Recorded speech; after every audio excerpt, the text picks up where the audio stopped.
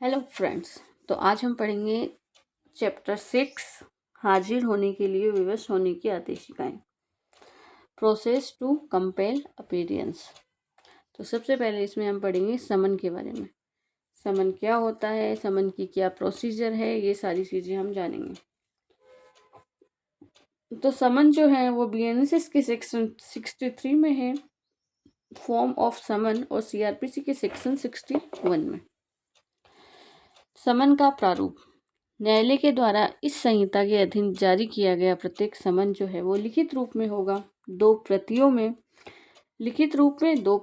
होगा। उस न्यायालय के पीठासीन अधिकारी के द्वारा या अन्य ऐसे अधिकारी के द्वारा जिसे उच्च न्यायालय इस नियम बनाकर समय समय पर निर्दिष्ट करे हस्ताक्षरित होगा और उस पर न्यायालय की मुद्रा लगी होगी।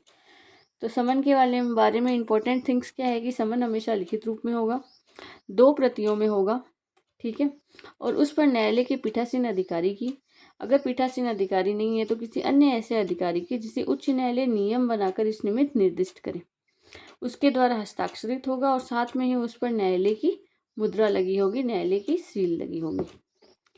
किसी गुड़ लिखित या इलेक्ट्रॉनिक संसूचना के किसी अन्य प्रारूप में होगा जिस पर न्यायालय की मुद्रा लगी होगी या डिजिटल हस्ताक्षर होगी। ये सेकेंड क्लॉज जो है ये इसमें बीएनएसएस में नया आया है। तो in an encrypted of any other form of electronic communication or shall bear the image of the seal of court and digital signature। साथ में ये किस में होगा, किसी इलेक्ट्रॉनिक कम्युनिकेशंस के रूप में हो सकता है और इस पर न्यायालय की जो सील है वो लगी होगी और इस पर डिजिटल हस्ताक्षर होंगे, डिजिटल सिग्नेचर होंगे। ये क्लोज बीएनएसएस में नया जुड़ा है। क्लोज 64 सेक्शन 64 जो कि सीआरपीसी की सेक्शन 62 है कि समन की तामील कैसे की जाएगी। हाउ समन सर्व कैसे होगा। तो प्रत्येक समन की तामील जो है वो पुलिस अधिकारी के द्वारा या ऐसे नियमों के अधीन जो राज्य सरकार इस निमित्त बनाए उस न्यायालय के जिसने वह समन जारी किया है किसी अधिकारी या अन्य लोक सेवक के द्वारा की जाएगी। समन की जो तामील है वो किसके द्वारा की जाएगी, पुलिस अधिकारी के द्वारा की जाएगी या राज्य सरकार के द्वारा बनाए गए नियमों के अधीन किसी अन्य व्यक्ति के द्वारा, किसी अन्य लोक सेवक के द्वारा की जाएगी, ठीक है, जिसे न्यायालय ने समन जारी किया है। इसका प्रोवाइजो कह रहा है परंतु पुलिस थाना या न्यायालय का रजिस्ट्रार, भाई न्यायालय अगर पुलिस थाने में पुलिस नहीं है तो न्यायालय रजिस्ट्रार को भी भेज सकता है। जैसे कि कोई एग्ज़ाम कंडक्ट हो रहा है आरपीएससी का, तो पुलिस थाने मोस्टली उसमें खाली ही रहते हैं क्योंकि पुलिस अधिकारियों की नियुक्ति स्कूल कॉलेजों में होती है। तो उस टाइम अगर किसी समन को जारी किया जाना है तब न्यायालय अपने किसी रजिस्ट्रार को भी भेज सकता है, उसमें पुलिस अधिकारी की ही आवश्यकता नहीं है। तो पुलिस थाने या न्यायालय का रजिस्ट्रार पता, ईमेल, फ़ोन नंबर और ऐसे अन्य ब्यौरे जिसे राज्य सरकार नियमों के द्वारा उपबंधित करे प्रविष्टि के लिए एक रजिस्टर रखेगा, ठीक है। पुलिस थाना जो है इन सब चीज़ों का एक, पुलिस थाना या न्यायालय का रजिस्ट्रार जो है वो इन सब चीज़ों का एक रजिस्टर रखेगा, पते का, फ़ोन नंबर का और जितने ब्यौरे चाहिए उन सब का। यदि साध्य हो तो समन किए गए व्यक्ति पर समन की तामील जो है दो प्रतियों में से एक प्रति को उस पर निवेदन या परिधान करके की जा सकती है, ठीक है। तो अगर समन किए गए व्यक्ति पर समन की तामील की जानी है तो दो प्रति है, उन दो प्रतियों में से एक प्रति का या तो परिधान किया जाएगा या निवेदन करके व्यक्तिगत रूप से की जाएगी। Delivering and tendering. तो परिधान और निवेदन का क्या अर्थ होता है। निवेदन होती है पर्टिकुलर जो व्यक्ति जिसके नाम समन इश्यू हुआ है उसको देख करके, और परिधान होता है उसके लिए छोड़कर कि उसके घर के किसी सदस्य को दे दिया जाता है तो वो परिधान की स्थिति में आता है कि ये इसे टेंडरिंग कर दिया गया है। डिलीवरिंग एंड टेंडरिंग व्यक्तिगत रूप से की जाएगी। इसका प्रोवाइजो है परंतु न्यायालय की मुद्रा लगा हुआ समन ऐसे प्रारूप में और ऐसी रीति से जो राज्य सरकार नियमों के द्वारा उपबंधित करें इलेक्ट्रिक सूचना के द्वारा भी तामील की जा सकेगी। और अगर कोई समन ऐसा है जिस पर ऐसे समन की तामील की गई है लेकिन अगर कोई समन ऐसा है जिसमें न्यायालय की मुद्रा लिखी है और वो इलेक्ट्रॉनिक कम्युनिकेशन की फॉर्म में है, तो उसकी भी तामील राज्य सरकार जो नियम बनाए उसके अधीन की जा सकेगी। क्लोज 3 इसका कह रहा है प्रत्येक व्यक्ति जिस पर समन की तामील की गई है, यदि तामील करने वाले अधिकारी द्वारा ऐसी उपेक्षा की जाती है तो दूसरे प्रति के पृष्ठभाग पर उसके लिए रसीद हस्ताक्षरित करेगा।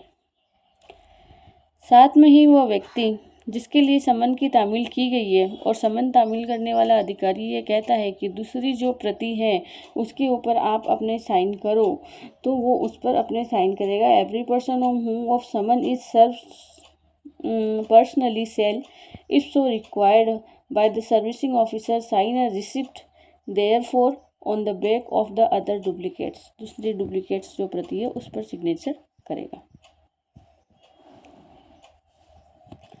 सेक्शन 65 सीआरपीसी सेक्शन 63 इनकी निगमित निकाय फर्म और सोसाइटी पर समन की तामील कैसी होगी? तो किसी कंपनी निगम पर समन की तामील कंपनी या निगम के निदेशक, प्रबंधक, सचिव या अन्य अधिकारी पर तामील की जाएगी। तो किस पर की जाएगी? सबसे पहले निदेशक, प्रबंधक, सचिव या अन्य अधिकारी, इन पर की जाएगी। डायरेक्टर, मैनेजर, सेक्रेटरी और अदर ऑफिसर, इन पर की जा सकेगी।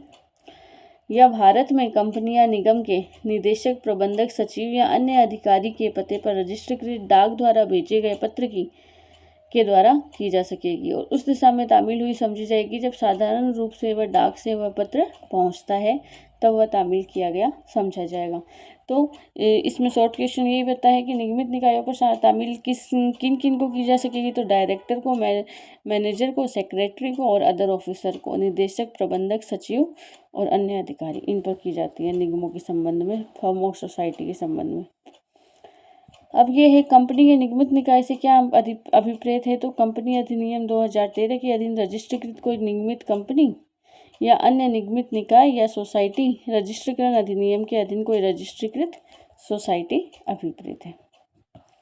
इसका क्लोज सेकेंड कह रहा है कि किसी फर्म या व्यक्तियों के संगम पर समन की तामील ऐसे फर्म या संगम के किसी भागीदार पर इसे तामील करके की जा सकेगी या ऐसे भागीदार के पते पर रजिस्ट्रीकृत डाक द्वारा पत्र के द्वारा की जा सकेगी। उस दिशा में तामील हुई तब समझी जाएगी जब डाक से साधारण रूप में वो पत्र पहुंचता है। अगर किसी फर्म पे या अदर किसी एसोसिएशंस के ऊपर, उसके किसी पार्टनर्स के ऊपर तामील करनी है तो वो कैसे की जाएगी? तो उसके पार्टनर का जो पता बता रखा है उस पते के ऊपर की जाएगी। और ये तामील की हुई कब समझी जाएगी? जब डाक साधारण तरीके से पहुंच जाती है ना।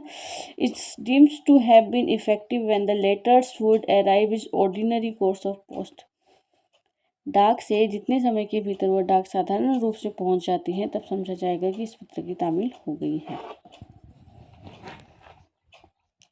सेक्शन 66 सीआरपीसी सेक्शन 64 समन किए गए व्यक्ति न मिले तब तामील का सबूत।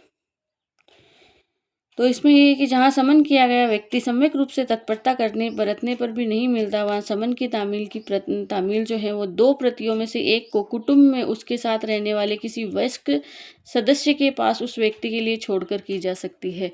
पहले था वयस्क पुरुष सदस्य के पास, सीपीसी में दोनों थे। अब यहाँ पर भी पुरुष सदस्य को हटाकर वयस्क सदस्य के पास की जा सकेगी। इसकी अगर हम हिंदी में तो फिर भी पुरुष लिखा हुआ है जो कि गलत हो गया। इंग्लिश में देखते हैं तो where the person summoned can not be exercise of due diligence be found, the summon may be served by leaving on one of the duplicates of him with some adult member of his family residing with him। उसके साथ रहने वाले, सबसे important चीज़ है उसके साथ रहने वाला हो, और कौन हो? उसके साथ रहने वाला adult member of the family, of his family, उसकी फैमिली का एडल्ट मेंबर। इसमें स्त्री और पुरुष दोनों हो सकते हैं। स्त्री और पुरुष को लेकर के कोई यहाँ पर वो नहीं बता रखा है। पहले सीआरपीसी में वयस्क पुरुष सदस्य था, अब ऐसी कुछ बाध्यता नहीं है। तो स्त्री पुरुष दोनों में से किसी के ऊपर भी समन की तामील की जा सकती है। और यदि समन करने वाले अधिकारी के द्वारा ऐसी उपेक्षा की जाती है तो जिस व्यक्ति के पास समन ऐसे छोड़ा गया है, ठीक है, सर्विसिंग जिस व्यक्ति के पास की गई है ऐसी, वह दूसरी प्रति के पृष्ठभाग पर उसके लिए रसीद हस्ताक्षरित करेगा। और अगर समन देने वाला अधिकारी अपेक्षा करता है कि भाई समन की तामील आप पर हो गई है तो आप दूसरी प्रति पर सिग्नेचर कर दीजिए, तो वह व्यक्ति जिसने उस सम्मानित व्यक्ति की ओर से समन लिया है, परिवार का कोई वयस्क सदस्य, स्त्री हो अथवा पुरुष, तो वह दूसरे भाग पर रसीद हस्ताक्षरित करेगा, अपने साइन सिग्नेचर करेगा, sign of a receipt there on the back of other duplicates. अब इसके एक्सप्लेनेशन में कहा गया है कि servant is not a member of the family within the meaning of the section. इस धारा के अर्थ में सेवक जो है वो परिवार का सदस्य नहीं समझा जाएगा, उसे समन पर साइन करने की अनुमति नहीं है, एथोराइज्ड नहीं है वो इस चीज़ के लिए। परिवार का ही कोई सदस्य होना चाहिए और वो उसके साथ रह रहा हो, ये इम्पोर्टेंट है। सेक्शन 67 BNSS CRPC सेक्शन 65 कि जब पूर्व उपबंधित तरीके से समन की तामील नहीं की जा सकती है तब क्या प्रक्रिया होगी।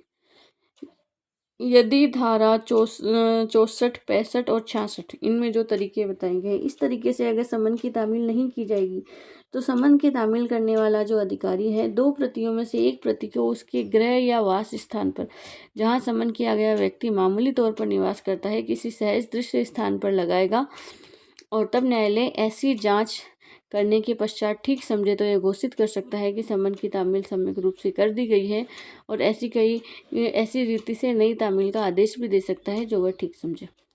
तो अगर सम्मिलित व्यक्ति नहीं मिल रहा है ऊपर के 64, 65 और 66 के तरीकों से, तो फिर जहाँ उसका गृह स्थान है या जहाँ पर वह मामूली तौर पर निवास करता है वहाँ पर उसके घर पर चश्मान द्वारा तामील की जाएगी, जिसे प्रतिस्थापित तामील भी कहते हैं। इस तरीके से उसके सहज दृश्य स्थान पर लगा दी जाएगी और न्यायालय इस चीज़ के बारे में यह घोषित कर सकेगा कि ऐसे समन की तामील सम्यक रूप से कर दी गई है। सेक्शन 68 CRPC सेक्शन 66 सरकारी सेवक पर तामील कैसे होगी।